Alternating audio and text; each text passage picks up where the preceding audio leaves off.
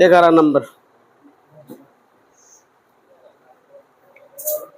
Record होते sir.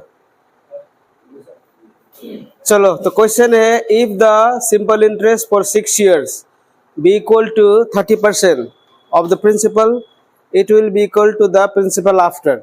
यानी कि बोला गया है कि मूलधन का 30% उसी मूलधन का 6 वर्ष में 6 वर्ष में साधारण ब्याज का बराबर होगा। तो मूलधन हमें मालूम नहीं है, इसलिए मूलधन हमारा एक्स प्रिंसिपल हुआ। टाइम दिया है, टाइम 6 years है। अब रेट तो है नहीं, लेकिन जितना भी यहाँ पर मिलेगा हम लोगों का एसआई, ये एसआई बराबर क्या है, 30% ऑफ मूलधन।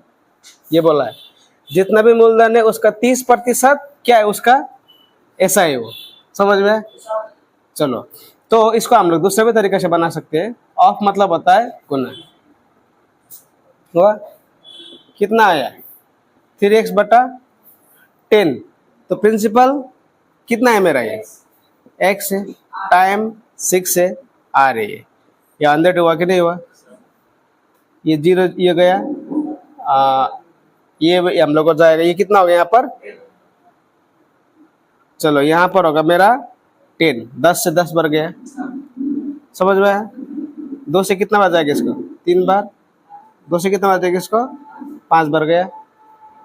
ऊपर ऊपर हम लोग काट सकते हैं, x काटा, 3 भी काटा, हुआ।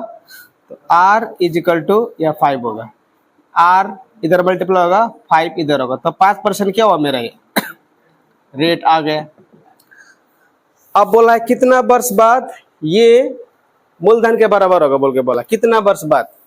तो मुझे क्या निकालना है, टाइम।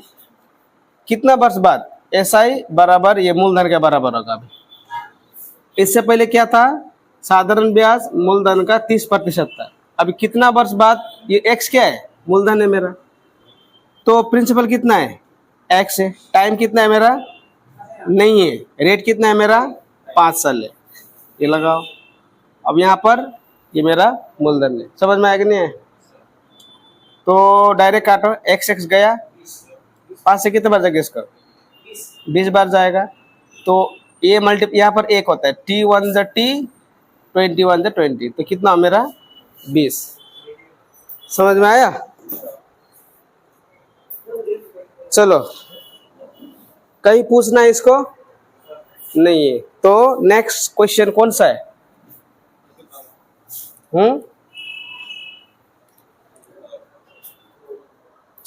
नेक्स्ट क्वेश्चन है यहाँ पर, Kriti took a loan at a simple interest at 6% per annum for the first year.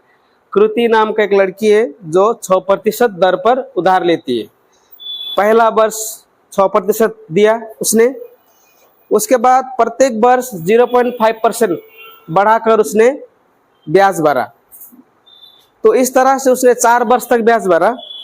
She paid 3,375 rupees as interest. तो 4 वर्ष बाद जब उसने ब्याज भरा तो टोटल 3,375 रुपया ब्याज दिया।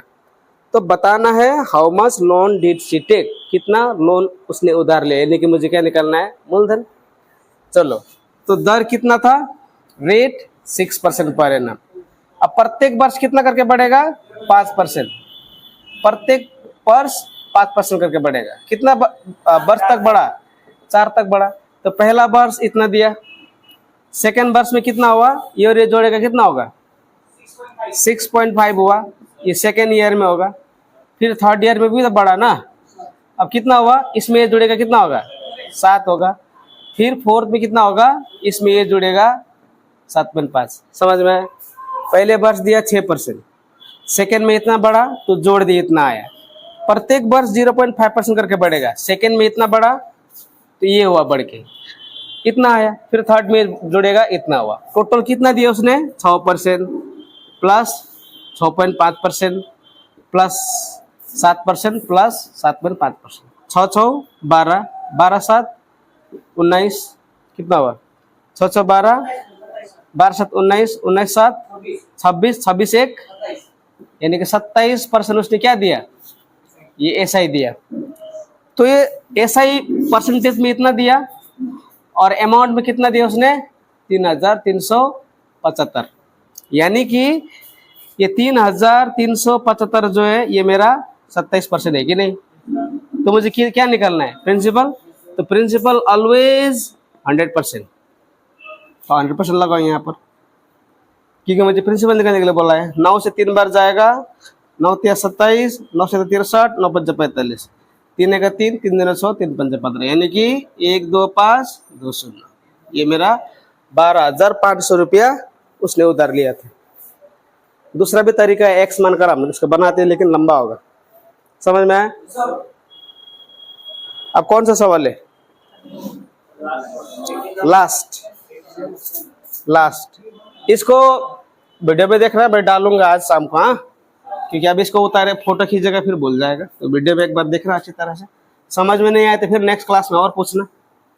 चलो कौन सा सवाल है, कितना नंबर? 18। चलो, if the interest on 500 rupees for 2 years at certain rate is 100, यानी कि बोला गया है कि 500 रुपया का 2 वर्ष में किसी निश्चित दर पर 100 रुपया साधारण ब्याज है। यानी कि प्रिंसिपल मेरा 500 रुपया है, टाइम मेरा 2 वर्ष है, रेट मुझे मालूम नहीं है, लेकिन मुझे SI कितना मिला? 100 रुपया। ये पहला कंडीशन है सेंटेंस के, इस क्वेश्चन का। अब दूसरी बार बोला है कि what is the interest for 5 years on the same amount at the same rate. अगर ये 2 वर्ष ना होकर 5 वर्ष होता, यही 500 रुपया का इसी दर पर कितना रुपया ब्याज होता है। समझ में आया? पहला कंडीशन ने बोला है कि 500 रुपया था, 2 वर्ष के लिए उसने रखा किसी निश्चित दर पर, दर इज नॉट मेंशन हियर, तो उसको मिला 100 रुपया साधारण ब्याज। अब दूसरा कंडीशन ने बोला है कि यही पैसा अगर 5 वर्ष करा जाए उसी दर पर, तो कितना साधारण ब्याज होगा। यानी कि मुझे क्या निकालना है यहाँ से? दर निकलेगा तो हो जाएगा। तो यहाँ से पहले दर निकालो। रेट का फॉर्मूला क्या है? SI लगाओ 100, ये तो समझ में आ रहा होगा। SI × 100, P 500 है, T 2 है। देखो मुझे ऐसा बार बार लिखने से वो अच्छा नहीं लगेगा, समझ में आया? सिंपल, इसीलिए मैं डायरेक्ट लिख दिया, क्योंकि SI है मेरा 100, फॉर्मूला तो मेरा 100 का आएगा ही, 500 रुपये प्रिंसिपल है और टाइम 2 वर्ष है, तो 00 00, 5 दूनी 10, यानी कि मेरा रेट क्या है? 10% है। अब वही रेट बोल के बोला है तो यहाँ पर लगाओ रेट। अब मुझे क्या निकालना है? SI, तो लगाओ SI क्या होगा? ये 500 रुपये वही है, P, अरे इसको डायरेक्ट करो 50 कर दो, हाँ, झमेला खत्म। कितना होगा? 250, क्योंकि मैंने उस दिन बोला था SI का फॉर्मूला क्या होगा? P × T × R बटे में 100, ये भी होगा, और दूसरा होगा R × S / 100, ये भी होगा। ऐसे में शॉर्टकट चाहिए तो आंसर याद करना, 250 डायरेक्ट। हाँ, RS है, R × S, ये भी SI का फॉर्मूला है। जैसे कि मैंने यहाँ पर किया, डायरेक्ट R को S से गुना किया और निकाल दिया। What is next question? बनाना है तो देखो, नहीं है तो ठीक है।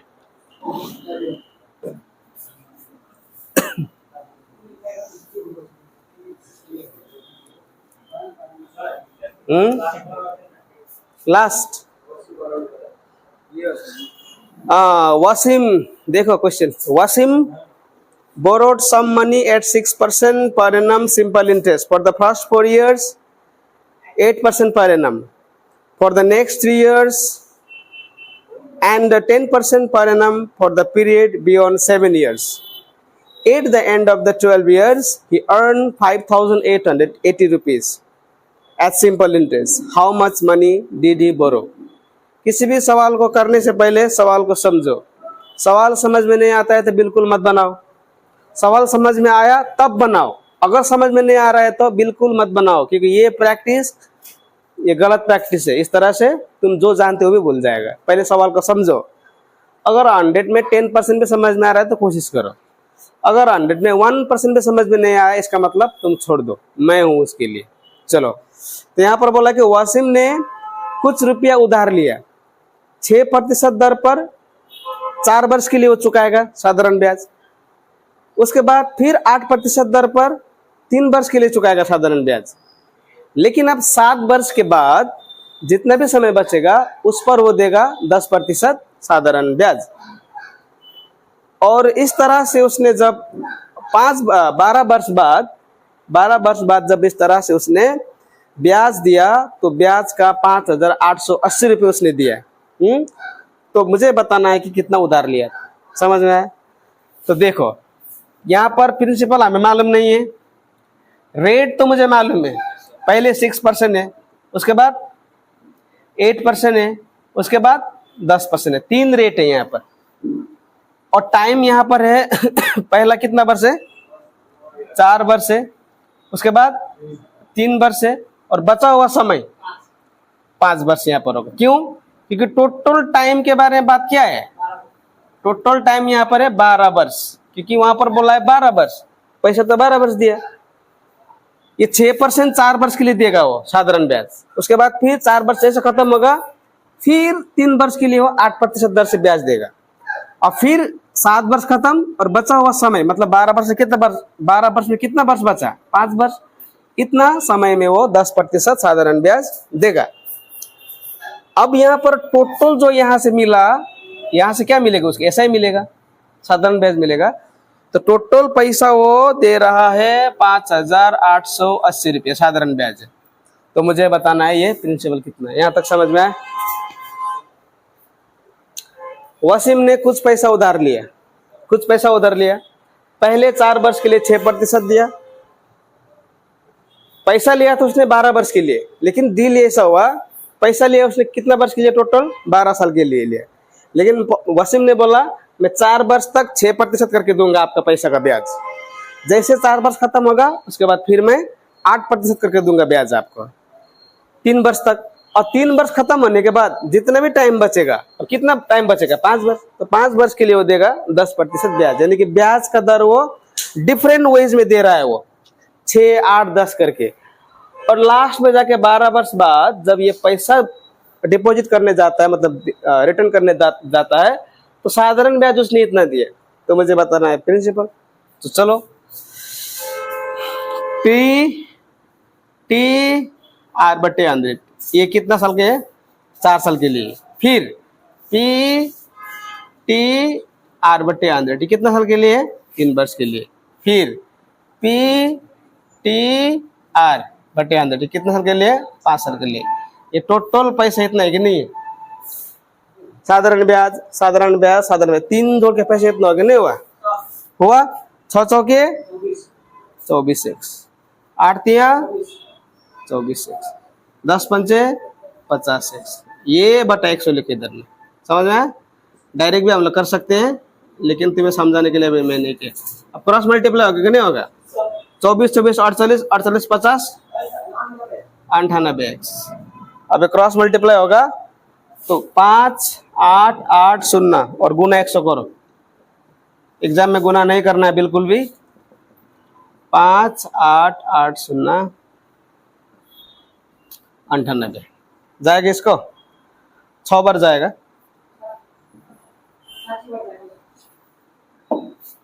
6,000 उधार लिया था।